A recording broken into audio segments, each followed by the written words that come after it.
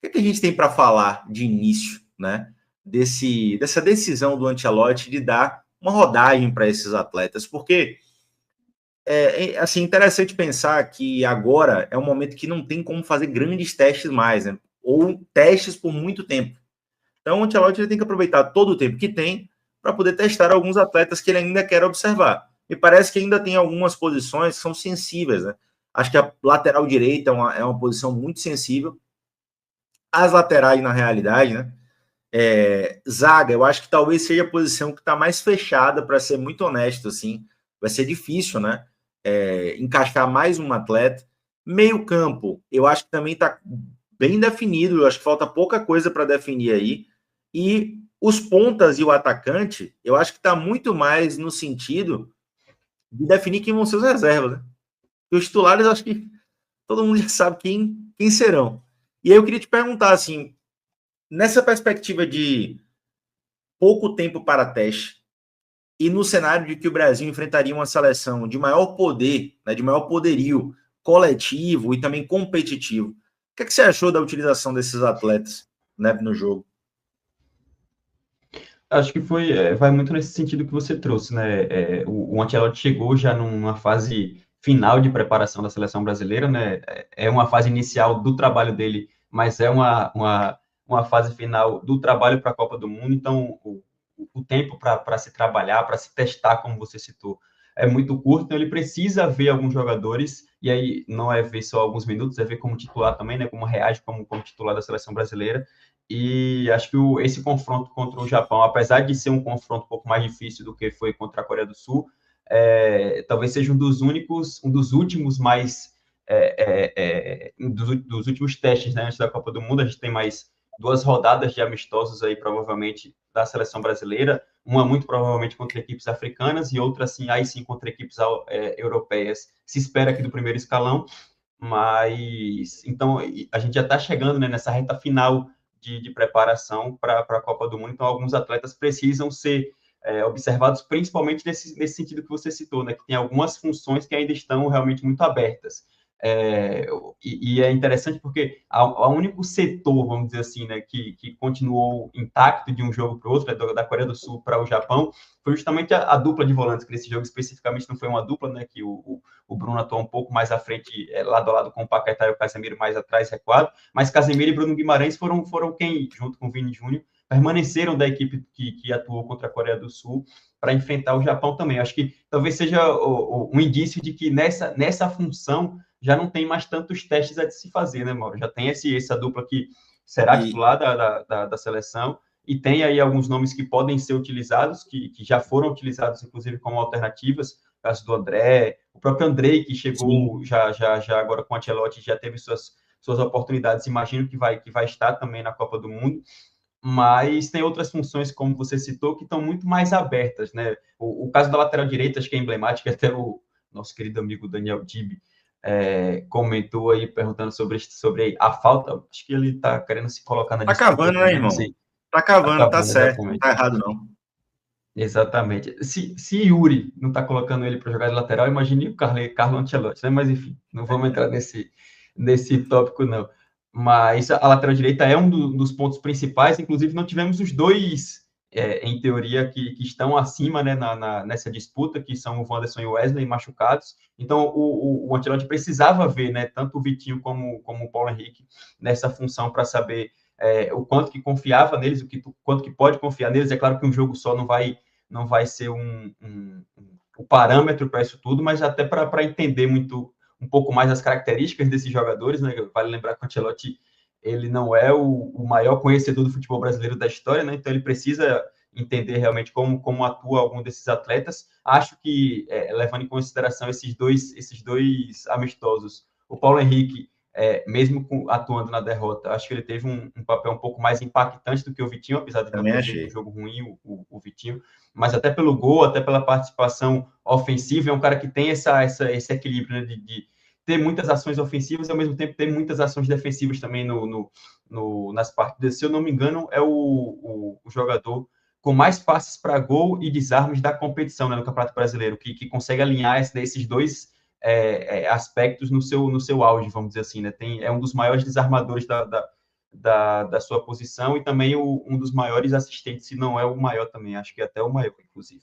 Mas ele tem essa capacidade, né? Do outro lado, acho que também tem essa disputa, mas eu vejo o Douglas Santos um pouquinho à frente, viu, Mauro? Tanto Pô, do eu vejo Carlos bastante à Augusto. frente, mano. É porque eu tenho o Alexandre também que machucou. Acho que o É, Ancelotti tinha uma confiança muito grande nele, não teve como atuar, mas de quem atuou, né, nos últimos jogos com o Ancelotti, acho que o Douglas Santos é quem está mais encaminhado para isso. e assim, ó, eu não acho nem o Carlos ruim, não acho ele ruim, muito pelo contrário, senão ele não estaria na Inter de Milão. Mas assim, quem aproveitou melhor, né? Porque tem isso também, né? Não adianta só Sim. você ser convocado, você tem que aproveitar a oportunidade. Eu acho que o Entendeu Douglas a ele função melhor aproveitou. também, né? É isso, mano. Acho que ele entendeu muito melhor, sabe? E o Paulo Henrique, que você falou também, na minha visão, tá? Vai ser uma briga de foice, Paulo Henrique e Vitinho, porque eu acho que o Vitinho também foi bem. E aí, meus amigos, eu acho que os próximos jogos eles vão ser definições muito grandes, porque vai depender também, né? A gente tem aí o Wanderson sendo um jogador frequentemente convocado, o Wesley é um jogador frequentemente Estava convocado convocado, mas não foi desconvocado por causa da lesão. por Seria causa da ele, lesão. eles os convocados. Pois é, mas assim, na minha visão, esses quatro nomes aí não fogem desses quatro nomes, mano. E acho que Sim, até sim. Wesley e Wanderson eles estão bem na frente dos outros dois. Estão bem na frente. A questão é, de fato, a oportunidade. O Paulo Henrique tem que se manter em alta, e para ele é bem complicado, porque a gente está falando, né, num cenário do Vasco ali que não tem tantos jogadores coletivamente, né, e também não é coletivamente qualificado como o Botafogo é. Então vai ser um desafio para ele muito grande. E o Vitinho, beleza, tá num contexto que tem mais atletas com qualidade maior no geral, né? Porque o Vasco tem suas qualidades também, mas é um cenário de instabilidade também o Botafogo, né? Não é aquela situação de a gente falar assim, caramba, aqui você tem uma estabilidade muito grande para trabalhar, né? Não é por aí. Eu acho que são. Talvez a gente esteja falando das duas posições ali, que no ciclo a gente teve uma dificuldade enorme, né, para poder, de fato, né, eleger os nomes para a posição.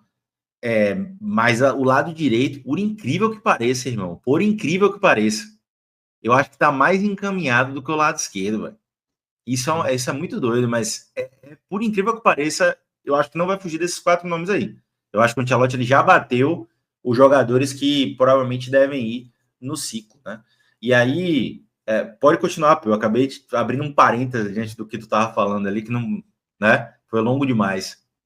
Não, mas complementou o que eu vinha falando, e eu acho que essa boa atuação, tanto do Paulo Henrique agora, quanto do Vitinho, trouxe até uma dor de cabeça a mais para o Ancelotti, porque eu imagino que, como você citou, o Wanderson e o Wesley estavam caminhando a passos largos para terem essas posições já delimitadas aí com o Ancelotti, e eu concordo sobre a lateral esquerda estar um pouco mais indefinida, inclusive, a gente nem citou ele, né, não atuou como titular, e talvez seja o maior vamos dizer assim, dessa função, que é o Caio Henrique, né, que não teve ainda uma sequência, né, de certa forma, como uma opção, foi convocado em algumas chamadas mais espaçadas, não teve Será que tantos vai ter minutos tempo? assim, não acho que Acho vai que ter tanto também tempo não acho. assim para conseguir recuperar aliás, para conseguir conquistar a sua posição, mas era um cara que eu gostaria de ter visto ter um pouco mais Também. de minutos, né, não só nesse ciclo, né, do Ancelotti, mas anteriormente também acho que já passou um pouco do ponto às não convocações do Caio Henrique ou as não utilizações, né, do Caio Henrique nas Eu convocações tenho que ele até teve. Eu tenho até a sensação de que os nomes que estão mais à frente dentro desse contexto de lateral esquerda aí são o Alexandro e o Douglas Santos. Eu acho que são os dois caras que estão mais na frente aí na concepção do Ancelotti. O que você acha? Concordo também. Eu acho que o Carlos ele corre por fora também e o Caio Henrique acho que vai ficar um pouco por fora da disputa ainda mais, né? A questão é a parte física do Alexandre, né? Se ele vai estar fisicamente bem. Ele já teve, se eu não me engano, as últimas duas convocações ele esteve presente, mas não conseguiu ou teve que ser cortado ou não conseguiu atuar os dois jogos por conta de aspecto físico. Então, acho que isso pode pesar em algum momento para a escolha do Carlos Augusto, até para o Caio Henrique em algum momento, mas acho que vale lembrar que o Arana, por exemplo, já foi convocado também, enfim, o Juba Acho acho que difícil. poderia ter tido esse momento, mas agora também já acho mais difícil. enfim, mas eu vejo também o Douglas Santos e o Alexandre, principalmente, tendo essa autoridade maior aí na lateral esquerda. A defesa, Mauro, trazendo para os zagueiros, imagino que o quarteto esteja quase que completo e até por isso essa utilização tanto do Fabrício Bruno como do Beraldo nesse jogo, para ter um pouco mais para observar um pouco mais esses dois atletas, para ver, eu imagino que só um deles, se for ter vaga, vai ter, né, nessa seleção brasileira. A gente tem que lembrar que o Marquinhos é titular absoluto, acho que o Militão também vai ter um papel fundamental. Estava pensando numa coisa que eu acho que pode acontecer. Eu acho que ele pode levar 5 zagueiros. Só que um dos zagueiros tem que ser na hibridez de jogar lateral zagueiro. E aí eu acho que podemos estar falando do Militão como esse atleta, e podemos estar falando do Beraldo como esse atleta também. Lembrando que o Marquinhos também pode fazer essa função de lateral direito, e já fez durante a carreira. Mas também não acho que seja ele o nome, né? Porque ele tem sido cada vez menos, tem ido mais para a zaga ou jogando como volante ali no momento mais recente. Então eu acho que ele vai ficar como zagueiro mesmo. Mas eu não estranharia se isso acontecesse. Pensando, né, que a lateral esquerda ainda está com essa defasagem aí, pode acabar acontecendo. Só que também eu não vejo, honestamente, aí eu acho que a gente já pode começar a entrar no jogo. Vou lhe ser muito sincero, assim, muito mesmo. Estão criticando bastante o Fabrício Bruno, muito, né? Assim, por conta do erro, né? Da falha individual, que ele acaba sendo pressionado e não conseguindo tirar a bola da pressão. Mas a partida do Beraldo foi pior do que a do Fabrício Bruno. Não sei o que é que você acha, assim, mas não foi muito boa, não, mano. Não foi muito boa, não. E aí eu acho que a gente já pode entrar no contexto do jogo, né? Queria que você, a partir desse contexto de defesa, eu queria que você já trouxesse algumas coisas aí para a gente poder discutir. Depois eu vou trazer a galera aqui nos comentários.